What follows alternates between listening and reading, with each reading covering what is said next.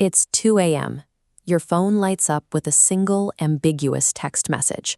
Just the word, okay. Almost instantly, your heartbeat accelerates, your stomach tightens, and your mind begins spiraling through a dozen worst-case scenarios about what that one word might actually mean. Why does the brain do this? We tend to view this kind of spiraling as a modern disease. We label it as overthinking, a personal failure, or a sign of mental weakness. But neuroscience points to a very different reality. Your anxiety is actually a highly sophisticated survival algorithm. It is an evolutionary superpower designed to keep you alive, and right now it is glitching. We are running ancient survival software in a modern landscape it was never designed to navigate. We constantly confuse panic, fear, and anxiety, using the words interchangeably. Biologically, they are completely different states, processed in entirely separate regions of the brain. Level 1 is panic. This is a pure, thoughtless reflex designed to help you escape an immediate, lethal threat.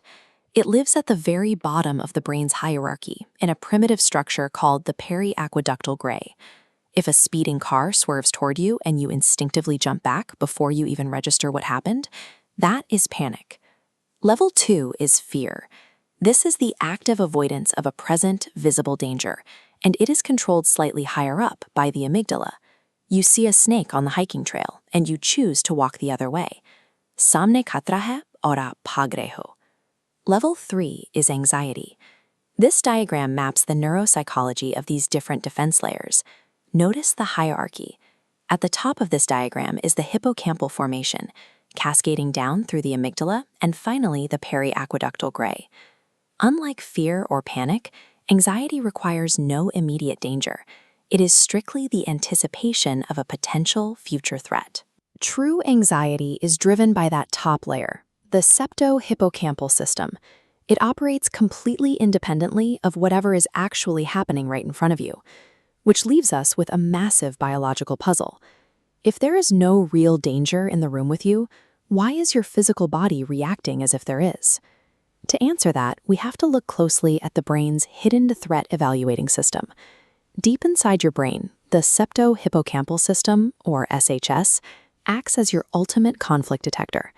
It sits quietly in the background, monitoring your actions until it spots a problem. Let's say you want to approach a stranger at a networking event, or you want to post a highly controversial opinion online.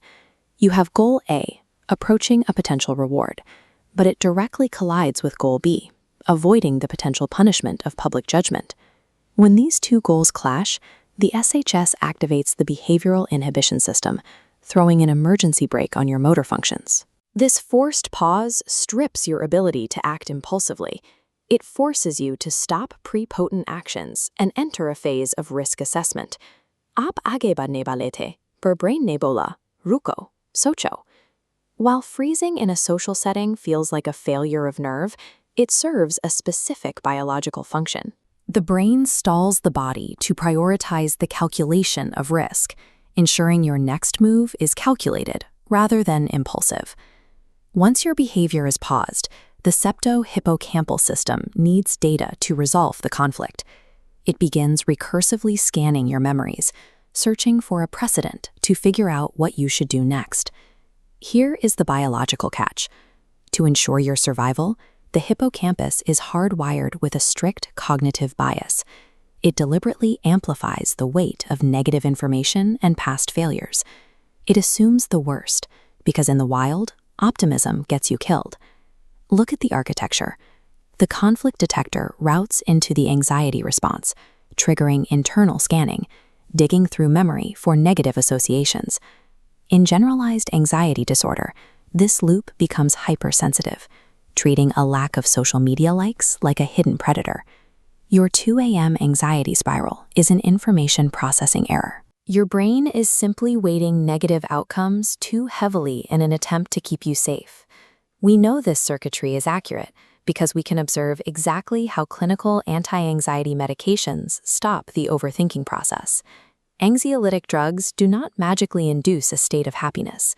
Instead, they physically target the septo-hippocampal system and alter its signal-to-noise ratio.